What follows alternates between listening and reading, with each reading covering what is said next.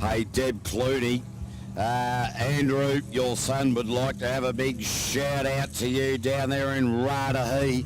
I'll tell you what, he's a good young man. So, Deb, you've done a fantastic job. Great to see that you're watching online and catching all the action of the Meremere round number 2 for Mouthfresh, the best tasting toothpaste in the world, as we go the last qualifying round for the Unlimited Super Boats with Jacob Simmons and Paul Newman out on track. Been super impressed the way this bloke has stepped in to jet sprinting to start with, and then stepping up from a Group B, doubling the horsepower that's been available to him, and doing a really nice job here in this unlimited category. The split was reasonable, so Jacob Simmons in the stinger, down the back now into this right-hander, positioning the boat beautifully on the track. So heading towards that finish line, lines it up, and it's a 50.928 there for Jacob Simmons, with a split at around about a 28. So he would certainly like to get that down, but his driving is certainly nothing to complain about there.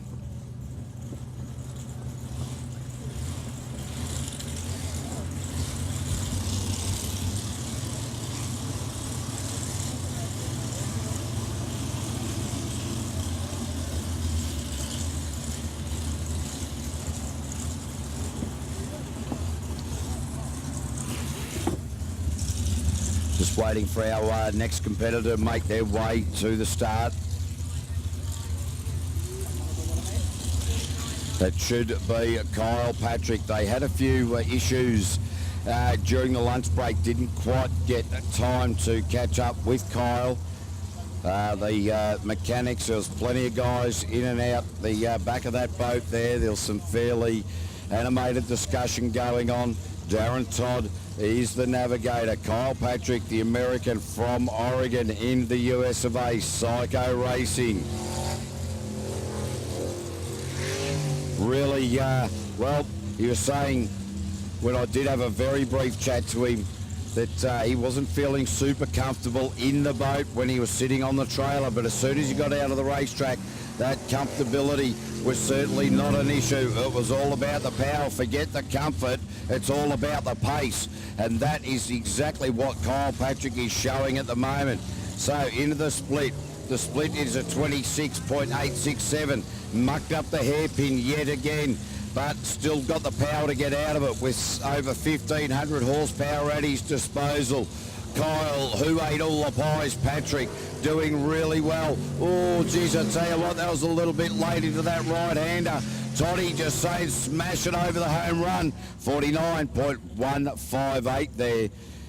49.158 there for Kyle Patrick.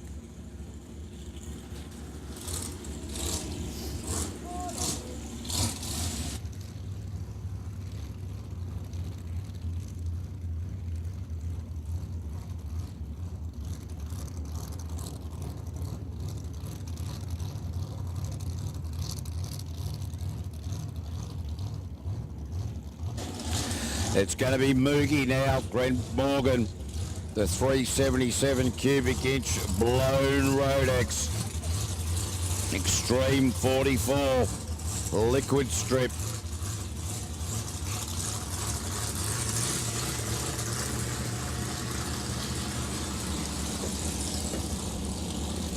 So, Greg Morgan,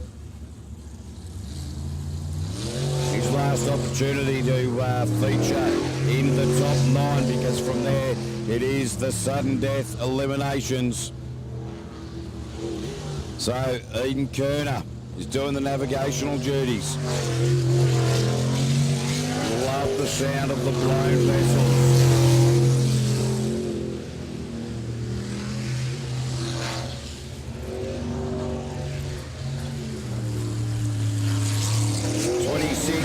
Through the hairpin away. That'll throw another second onto that run time.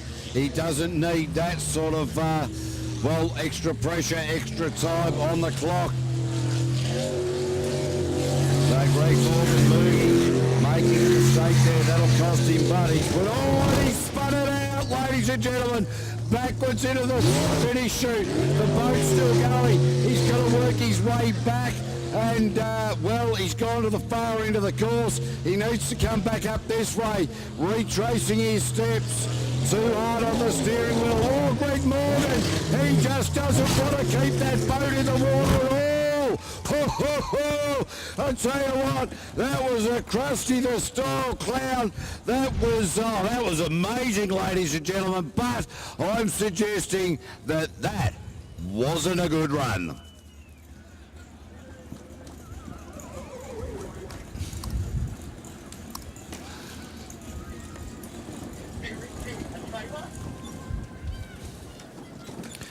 Well,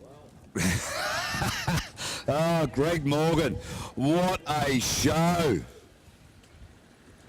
He got it the wrong way, and he was putting the boat backwards into the finish chute, and basically all he needed to do was do a U-turn and just head to the finish line, went down to the bottom part of the track, got himself cattywampus, which is discombobulated, or otherwise known as lost, and you saw the outcome of that. It was on the replay there on the big screen, and for you at home, here is what happened as we catch up onto that replay.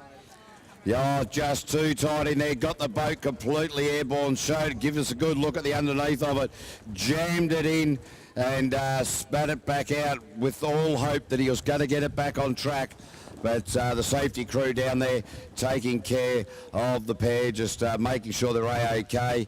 Don't rush into it. Ladies and gentlemen, we'll take a short break. All hands together for Greg Morgan.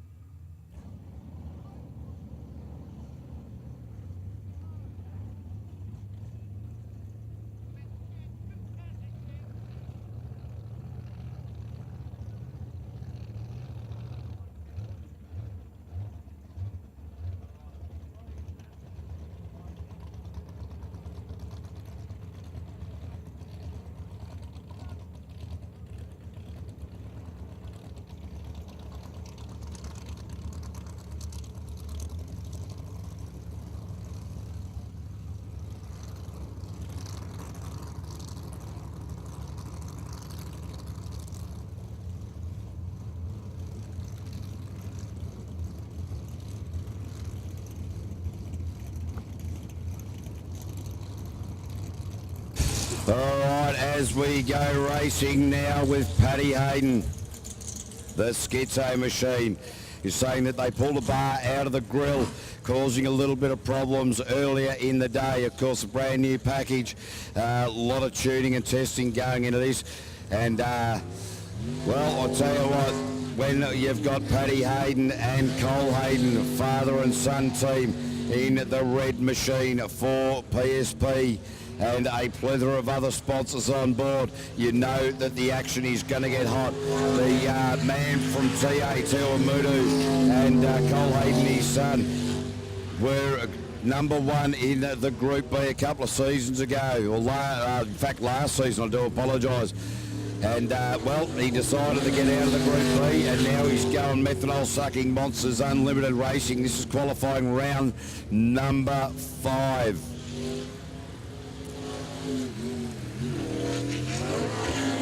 Paddy Hayden just really getting used to this race. He said there's going to be a little bit more development in this boat yet to come. Oh, through the line there, Paddy Hayden with a 48.626. He'll be happy with that. Hey, g'day to Gastro, you give me the whoop. And so plenty of people around the world saying g'day. Won't be able to catch up with you all at the moment as we start looking at the Altherm window system. Silent Assassin of Glen Head and Haley Todd had a good look at how this starter unit works, removing the starter motor from the boat, taking about 7 kilos out of the total weight of this boat, and it weighs about as much as 2 fat blokes in a lunchbox. And if Slim, if you're watching, it weighs about as much as you do, mate. So it is at Glen Head, and I did speak to him at lunchtime. He seemed fairly calm, fairly confident, not overthinking it, and well, we're going to see some big things from this young man. Of course, a former world champion, some fairly serious back issues last year kept him out of the 2018 season. Now he's back in 2019 with a vengeance. Took second place at Wanganui about a month and a half ago, and now looking forward to the top step on the podium here today. But we won't have it all his own way. Whoa, 45.544, ladies and gentlemen.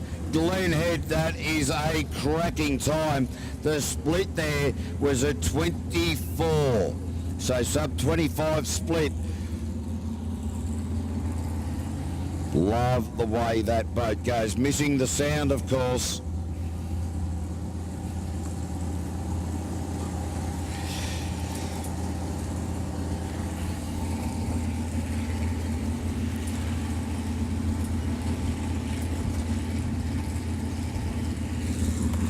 So it is now Kevin Roberts in the Stinger machine, the Nissan Twin Turbo, 1500 plus horsepower power.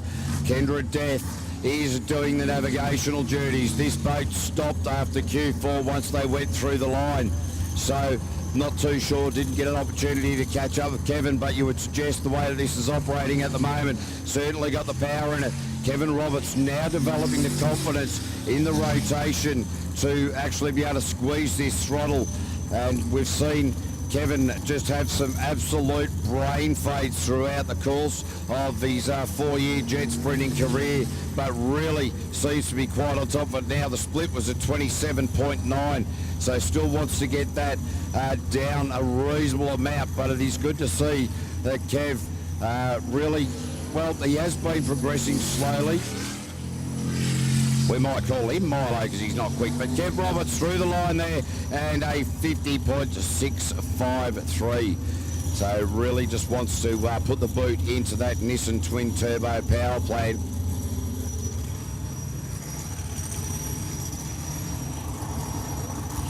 Our next race meeting will be at Hastings on the first Sunday in March out of Crownthorpe near Napier there, so get over there, check out jetsprint.co.nz to suss out dates, times, ticket prices, all that sort of stuff, because that is going to be a cracking round. And well, we are now going Blake Bryant racing these guys through and broke a throttle body, which is why we didn't see him feature in the last qualifying round. White Pointer Boats, Kate Hoogerbrug doing the navigational duty. She's soon in the middle of the year to become Kate Hooger Bryant as Blake Bryant at the helm. The 512 cubic inch GM Motorsport engine comes from a great pedigree of jet sprint champions, indeed his father, and of course his uncle as well, but he's making his own path in this world of jet sprinting and doing so very well indeed. Oh no, I've talked it up and he's parked it up. So that is Blake Bryant and Kate Hoogerbrug parked up on the far side of the track.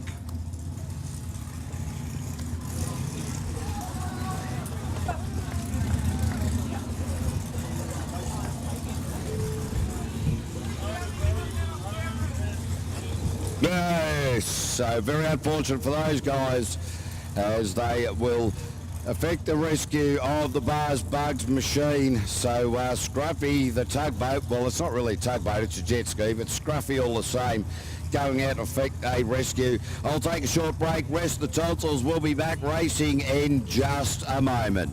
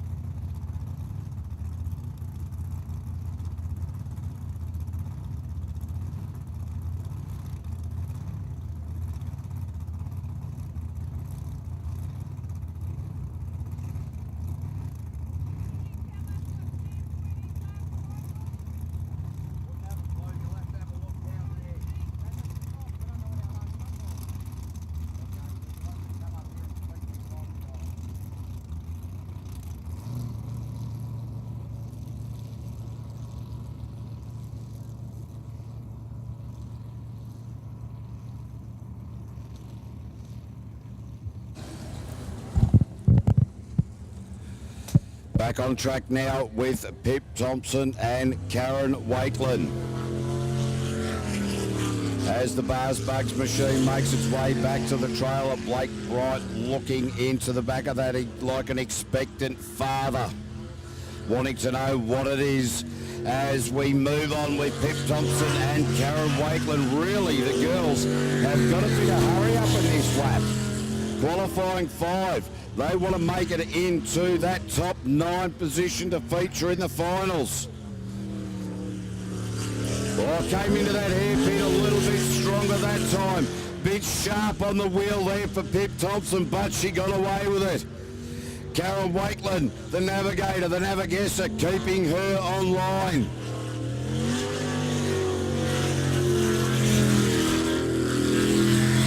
Pip Thompson now in that final push across the line with a 51.298 into P6 at the moment. So Jacob Simmons, the son, 0.3 quicker than Pip Thompson. So this is quite interesting. The race within the race within the race. Of course, we've got 3 members of the same family out of the same garage competing in this superboat class here. And of course, young Ollie Berter and Millie Simons, unfortunately, in the Group B category, the boat went kaput. But we are now going to go Scott Donald. That is wicked to Nicole Reesby. Scotty Donald is really starting to pick the pace up here a little bit. The Sprint Tech, we really hope he lays one down here. Would love to see this man feature into the top 6 moving forward, because we know that once he gets there, he will just throw all caution to the wind. It is after the lunch break. How's the farmer from Featherston going to fare? Will it be the fickle finger of fate that produces a good run, or will the fickle finger find him sitting on the bank and out of contention? We don't yet know, but Scotty Donald seems to have this rotation sorted out, squeezing the trigger on the accelerator. Oh, a little bit sluggish out of that right-hander. Little bit hesitant into that right-hander. Nicole Reesby saying, come on, mate, step on it, send it. So it is sub 50 with a 49.613, 49.613 from the pair from Featherston. Karen Hansen and Julianne Shanks. These guys got it all wrong in qualifying 4. Mouthfresh emblazoned all across the back there. And of course, the Mouthfresh New Zealand Jet Sprint Championship for 2019. This is round number 2. The man from Tauranga out of the blocks pretty easily. Now starting to get up it a little bit.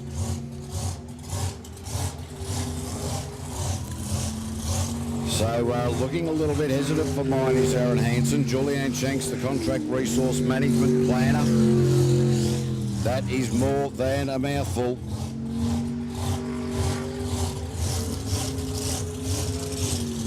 So Aaron Hansen into the hairpin. Geez, I tell you, that's a very nice line.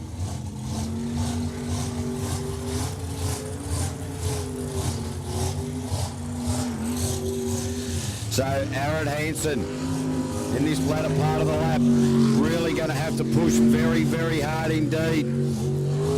The dual tech across the line. Aaron Hansen finds himself in P5 with a 49.858. 49.858. As we now cast our eyes down onto the launch pool. Richard Murray in the blown 440 cubic inch Ford. This boat is a thumper. Richard Murray seems to have that fueling issue sorted out. They are working tirelessly on it. Steve Edmonds, the navigator. This boat very well sorted to this track. In qualifying for Richard Murray found himself as the third fastest. This is the track to stretch the legs of this blown 440 cubic Ford engine. It's got the huge hydro pump hanging out the back, pumping out thousands of litres a minute. Oh, Richard Murray a little untidy into there, but he put his foot back into it. 1,600 horsepower at his disposal. So Richard Murray into the right hand, a little bit late in there, a little bit late into the left hander. Oh, he's squaring off the speed bowl and through the line, Richard Murray. Oh, 46.795. 46.795 there for Richard Murray. He's going to be stoked. So Richard Murray is only 1.2 seconds slower than Glenn Head. So Richard Murray really just standing on it there.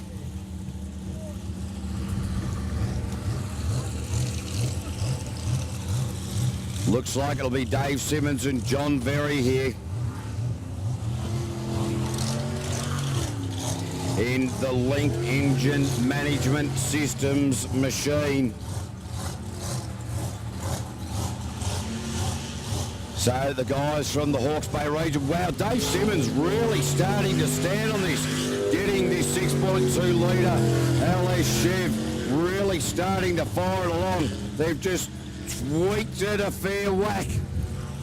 Doesn't like the fact that the son and the wife in separate runs are doing pretty good. The split at a 27, low 27.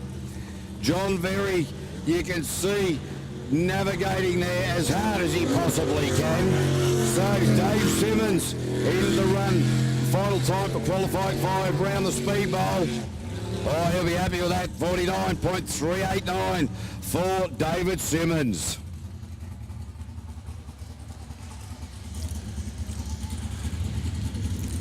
So we've got the Mouthfresh machine of Rob Coley coming off the trailer now. 600 cubic inches of small block. Yes, you heard that right.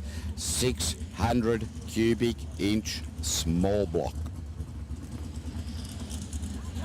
Takes a lot of work to make that happen, I can guarantee you that.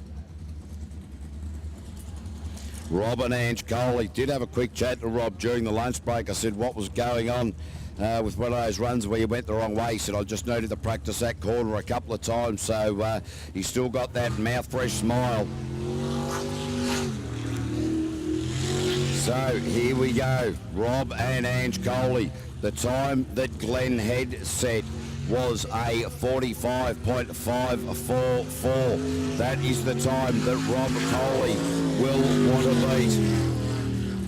So the Mouthfresh machine, the methanol sucking monster out of Wanganui. The split, oh, 25.167, so he's 0.3 down on the time that Glenn Head posted as a split. Rob Coley looking very positive out there at the moment. Wow, he's got the aggression, the adhesion, and the brain cells all ticked in at the same time. Rob Coley, 46.736 into P2 behind Glenn Head. So, it is only 0.06 difference between Rob Coley in the Mouthfresh machine and Richard Murray in the blown 440. Glenn Head, 1.2 seconds quicker than the pair of them. So Glenn Head, the clear leader in the unlimited at the moment. But we still have world number 3, Nick Berryman, to come for his final qualifying run.